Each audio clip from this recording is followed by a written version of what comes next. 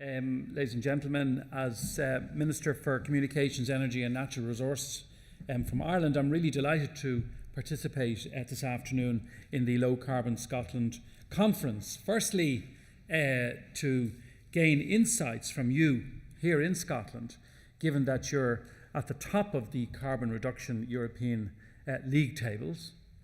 And secondly, to have the opportunity to talk to you for a few minutes about the capability coming out of Ireland in this sector and how through, as you've said, Chairman, collaboration and partnerships, and it was a theme of the most recent speaker also, collaborations and partnerships that through which Irish companies can help you achieve your ambitious carbon reduction targets.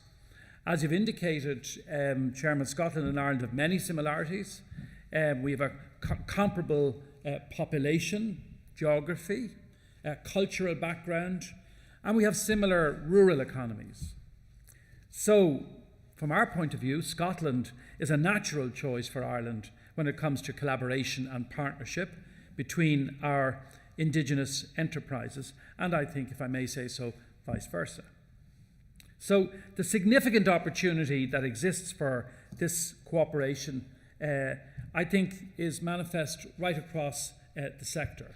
It's clear in ocean energy, for example, particularly given our shared exposure to the Atlantic seaboard, an area which has been identified in the European Union Commission's communication on blue energy as having the highest potential in the European Union for this clean resource. The Irish government is committed to a low carbon future. In our recently published Action Plan for Jobs, 382 actions were highlighted as priorities in 2015 for government and for our main agencies.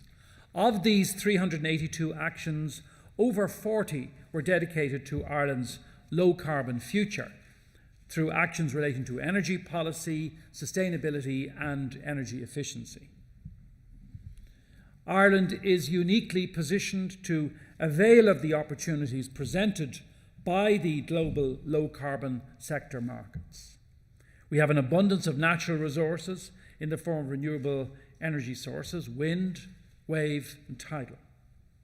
Actually, at the beginning of this month, I performed a topping out ceremony at University College Cork that is to house the largest dedicated team of marine researchers globally.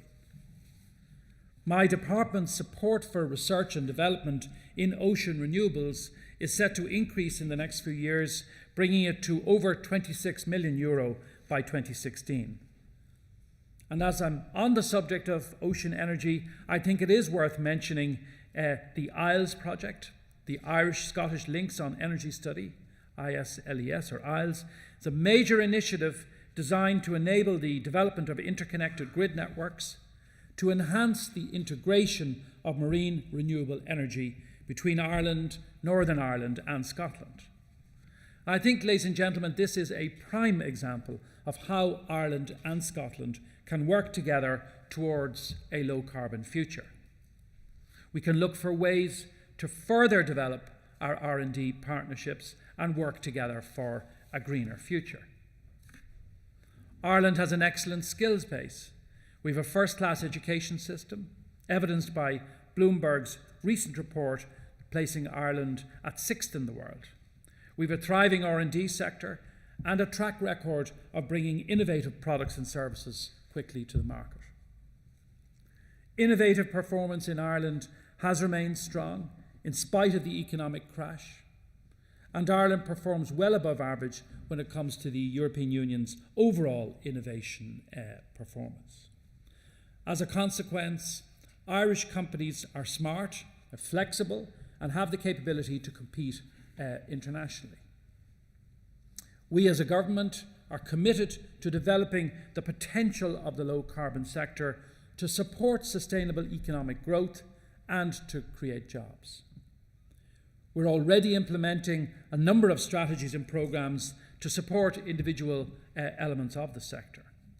These include the drafting of an energy policy paper, a white paper, to be published later this year, which will provide a vision, an overarching vision for a sustainable energy regime in Ireland into the future. We have our offshore renewable energy plan, published in 2014. We have an integrated marine plan for Ireland, harnessing our ocean wealth. We have a strategy for renewable energy, 2012 to 2020, our National Energy Efficiency Action Plan, National Waste Policy, and the Green Public Procurement Action Plan. Long list of plans. And that's one of the hazards sometimes of government, that there are lots of plans and you make a list of them and you sort of lose track halfway through. But the point is that we do need, of course, to have plans in place and to have strategies in place that look to each individual element of this critically important sector. As part of the 2015 Action Plan for Jobs that I mentioned, the Irish Government has committed to a number of initiatives to increase Ireland's commitment to the clean tech sector. One is to undertake dedicated clean tech trade missions to highlight the products and services available from Irish companies in the sector and to develop export opportunities for them. To this end, we've brought a number of Irish client companies here for this two-day conference, and we're all very pleased to be here. Companies like Ambisense, who are leading the way with their disruptive next-generation smart monitoring sensor platforms and networks for environmental and process monitoring. Climote, who have revolutionised domestic and commercial energy efficiency with their smart heating control system that allows users to heat their premises remotely. Cool Power Products manufacture EMMA control units and also participate in R&D involving extensive field trials of energy management devices and long-term data collection. Imperative Energy, who are a leading supplier of bioenergy solutions to clients in the industrial, the public and commercial sectors, through purpose-built biomass plants on clients' premises.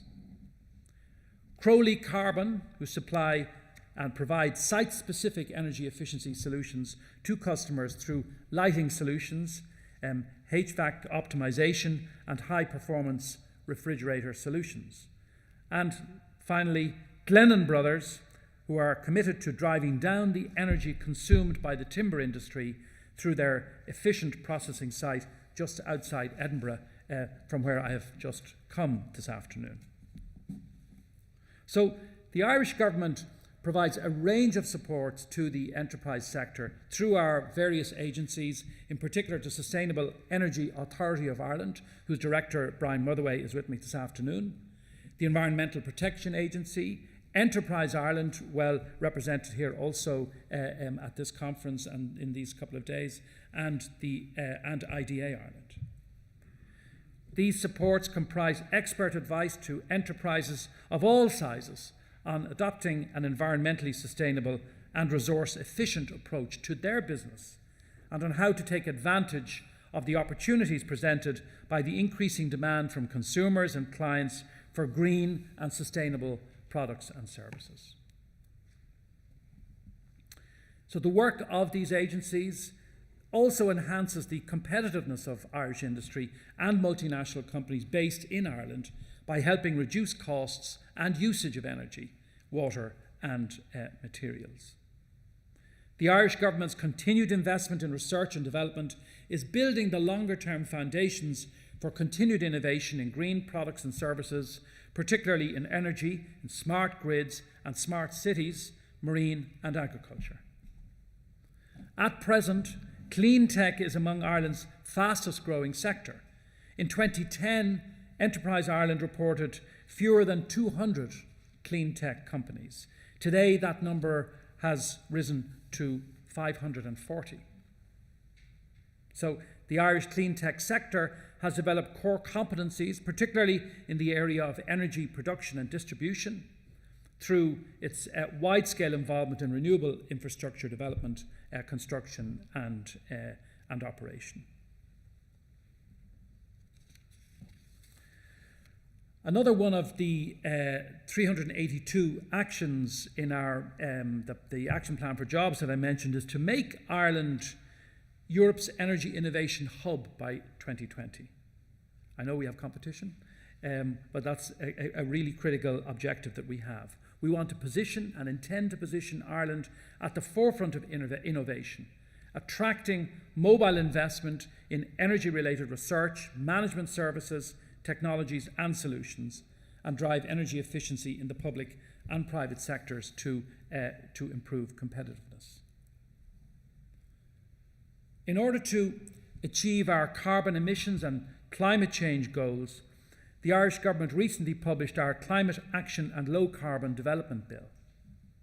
This legislation mandates the development of a national low carbon roadmap, which will incorporate several, I suppose you could call them mini roadmaps. A primary objective of this national direction, this roadmap, is to bring a clear and strong focus both to the challenges and to the opportunities associated with the transition to a successful low-carbon future. It is our intention that these roadmaps will take us to a low-carbon future for our country. And I've very much enjoyed and appreciated the insights that I've heard from the panel this afternoon. Many of the challenges and the experiences that have been recounted by what we've heard here are reflected also in what's happening in Ireland. Certainly the challenge of climate change and how it impacts is not peculiar to any one country. And there is no doubt, and it's worth repeating, that the similarities between us geographically, culturally, economically, should be the foundation for the closest possible cooperation between Ireland and Scotland.